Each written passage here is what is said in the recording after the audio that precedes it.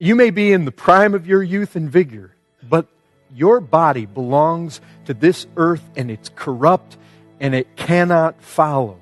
It's made of stuff that just simply can't go to where we're going. We must leave it behind and put on immortality. Brethren, I want you to think.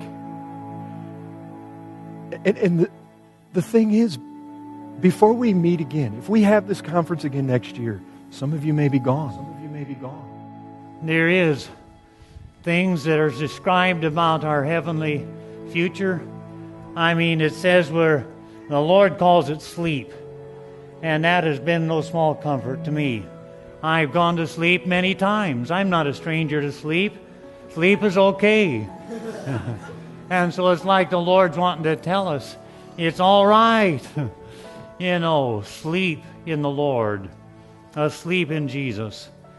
It's called home. At home with Christ.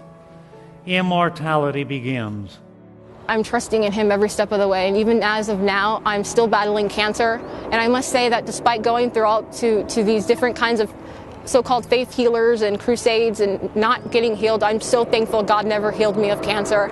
I'm so thankful because I would have been robbed of the many glorious moments I've had with the Lord. Some of you may have already had this moment come and go. But you think about the moment, and it may be close. You heard about the pastor and his wife down in Austin. They're just driving home, get hit head on, and they're in glory. It can happen so fast. And there is just a thin veil. Death is so close. We're clay pots. We're fragile. It doesn't take much to end our lives physically, to separate our spirit from body. Time is short. You never know when you're going to go. You never know when your death day will be. It could be tomorrow. It could be at this moment. So please, just make sure that you're right with God. Make sure that you know Christ. Because life is totally meaningless. Life is meaningless apart from Him. Sin is not worth it. I'm not going to give in. I'm not going to go that way. I'm not going to side off with Him. I'm not going to envy the sinner. I'm going to keep on with Christ. I'm going to stay away from sin. I'm going to abhor the world. My citizenship is in heaven. I'm not going to be earthly minded. I'm going to live for Christ, live for eternity. My home's not here, it's there. Can you all say with me, we're happy to let Paul speak for us when he said it's our desire to be absent from the body and present with the Lord. Don't you desire that? To be rid of that, to be free. This is our hope. No more body of death, no more corruption, but purity, and that forever. Brethren, our sins are doomed. The death sentence is upon them. You may fight them today, but fight on in hope and be courageous, brother. The day is coming. That moment is coming. Take courage.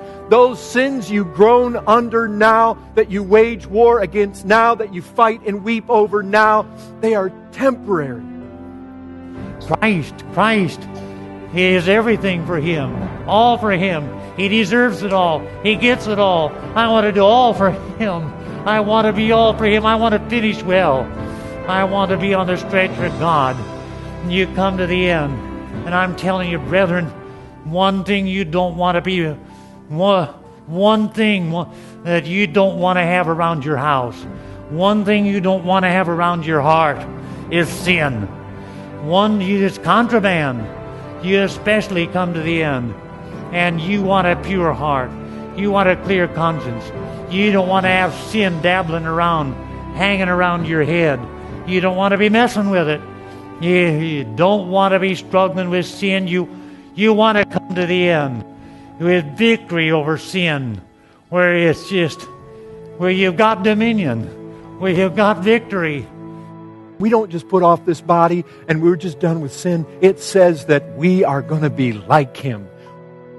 We've been given a taste of the powers of the age to come. It says taste in Hebrews chapter 6. You better believe it. Just a taste. And if we just been given a taste, how much more there is. The streams of earth I've tasted. Far deep, more deep I'll drink above. And so, blessed are the dead who die in the Lord. That's it. That's the ultimate, unless the Lord comes first and we go without dying.